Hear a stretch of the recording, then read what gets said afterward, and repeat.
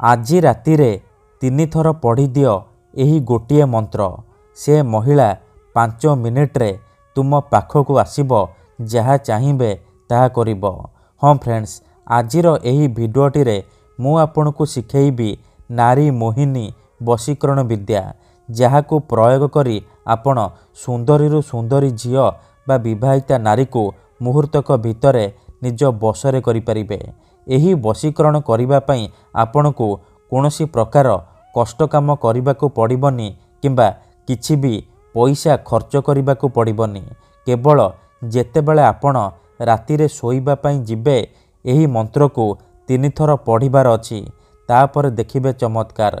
ଯଦି ଆପଣ କେଉଁ ଝିଅ ବା ବିବାହିତା ମହିଳାର ସୁନ୍ଦରତାକୁ ଦେଖି ତା ଆଡ଼କୁ ଆକର୍ଷିତ ହେଉଛନ୍ତି, କିନ୍ତୁ ଯେତେ ଚେଷ୍ଟା କଲେ ମଧ୍ୟ ତାକୁ ପଟେଇ ପାରୁନାହାନ୍ତି, ତାକୁ ନିଜର ମନ କଥା କହିବାକୁ ଡରୁଛନ୍ତି, ଆଉ ଆପଣ ଚାହୁଁଛନ୍ତି କି ସିଏ ନିଜେ ଆସି ଆପଣଙ୍କୁ ଭଲ ପାଉଛି ବୋଲି କହୁ, ତେବେ ଆଜିର ଏହି ଭିଡ଼ିଓଟି ଆପଣଙ୍କର କାମରେ ଆସିବ। କାରଣ ଆଜିର ଏହି ଭିଡ଼ିଓଟିରେ ମୁଁ ଆପଣଙ୍କ ପାଇଁ ନେଇ ଆସିଛି ଏମିତି ଏକ ମହା ଶକ୍ତିଶାଳୀ ବଶୀକରଣ ମନ୍ତ୍ର। ଏହି ବଶୀକରଣ ମନ୍ତ୍ରକୁ ଆପଣ ରାତିରେ ପଢ଼ିବା ମାତ୍ରେ ସେ ଝିଅ ହେଉ ବା ମହିଳା ଆପଣଙ୍କ ଆଡ଼କୁ ଆକର୍ଷିତ ହେବାକୁ ଲାଗିବ, ନିଜେ ଆସିବ, ଆପଣଙ୍କ ସହିତ ସମ୍ପର୍କ ରଖିବ, ଆପଣଙ୍କୁ ଛାଡ଼ି ରହିପାରିବନି। ନମସ୍କାର ଫ୍ରେଣ୍ଡସ୍, ଓଡ଼ିଆ ଫଣ୍ଡା ଚ୍ୟାନେଲକୁ ଆପଣମାନଙ୍କୁ ସ୍ୱାଗତ। ଏହି ବଶୀକରଣ ମନ୍ତ୍ର ଏତେ ଶକ୍ତିଶାଳୀ କି ଏହାର ପ୍ରୟୋଗ କେବେ ବି ଖାଲି ଯାଏନି। ତେଣୁ ଯଦି ଆପଣ ସତରେ ସେ ଝିଅକୁ ଭଲ ପାଉଛନ୍ତି, ବିବାହିତା ନାରୀକୁ ପଟେଇବାକୁ ଚାହୁଁଛନ୍ତି, ତେବେ ମାତ୍ର ଥରେ ମୋ କଥା ମାନି ଆଜି ରାତିରେ ଏହି ମନ୍ତ୍ରକୁ 3 ଥର ପଢ଼ିକି ଦେଖନ୍ତୁ। ଗ୍ୟାରେଣ୍ଟି ଦେଉଛି, ତାପରେ ଦେଖିବେ ଚମତ୍କାର। ଏହି ବଶୀକରଣ ସାହାଯ୍ୟରେ ଆପଣ ବର୍ଷ ବର୍ଷ ଧରି ଭାଙ୍ଗି ଯାଇଥିବା ପୁରୁଣା ପ୍ରେମକୁ ଫେରାଇ ଆଣିପାରିବେ।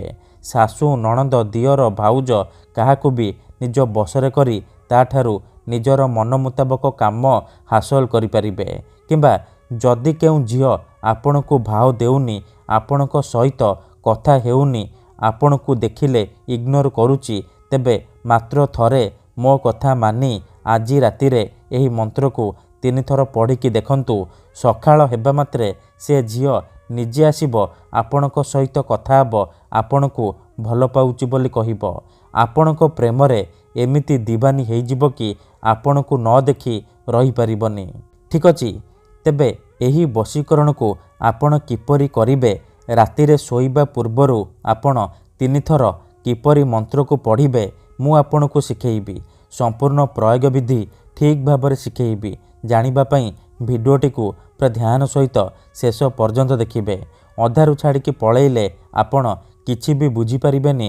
ପରେ କହିବେ, ଗୁରୁଜୀ ଆପଣଙ୍କର ବଶୀକରଣ କାମ କରୁନି।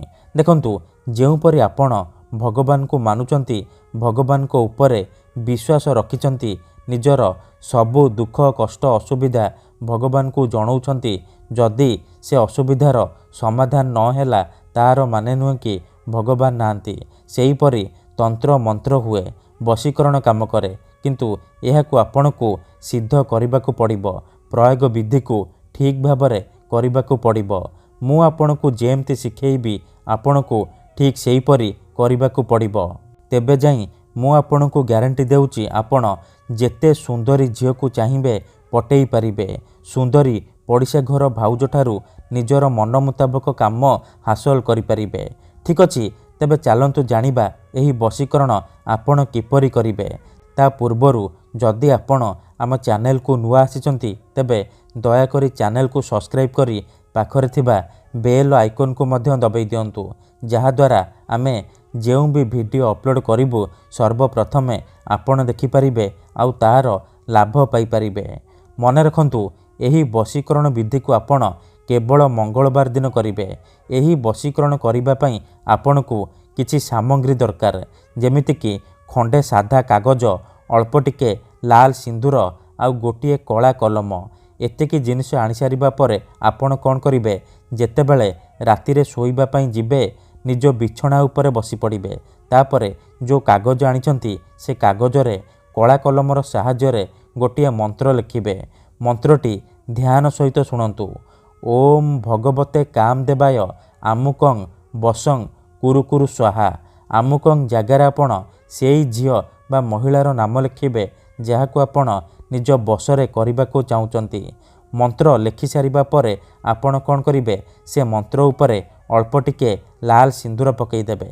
ଏତିକି କରିସାରିବା ପରେ ଆପଣ ସେଇ ଝିଅ ବା ମହିଳାକୁ ମନେ ମନେ ଭାବିବେ, ତାର ମୁହଁକୁ ନିଜ ମନରେ ଭାବିବେ। ତାପରେ ଆପଣ ମନ୍ତ୍ରକୁ 11 ଥର ପଢ଼ିବେ। ଓମ୍ ଭଗବତେ କାମଦେବାୟ ଆମୁକଂ ବଶଂ କୁରୁ କୁରୁ ସ୍ୱାହା।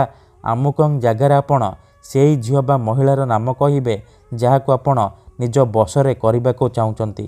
ମନ୍ତ୍ରକୁ 11 ଥର ପଢ଼ି ସାରିବା ପରେ ସେ କାଗଜକୁ ଭଲ ଭାବରେ ମୋଡ଼ିକି ନିଜ ଅଗଣାରେ ହେଉ କିମ୍ବା କୌଣସି ଏକ ଜାଗାରେ ଅଳ୍ପ ଟିକେ ମାଟି ଖୋଳିକି ପୋତିଦେବେ। ଗ୍ୟାରେଣ୍ଟି ଦେଉଛି, ଏତିକି କରିକି ଦେଖନ୍ତୁ, ସେ ଝିଅ ହେଉ ବା ବିବାହିତା ମହିଳା ଆପଣଙ୍କ ବଶରେ ହେଇଯିବ। ଯାହା ଚାହିଁବେ ତାହା କରିବ। ଧନ୍ୟବାଦ।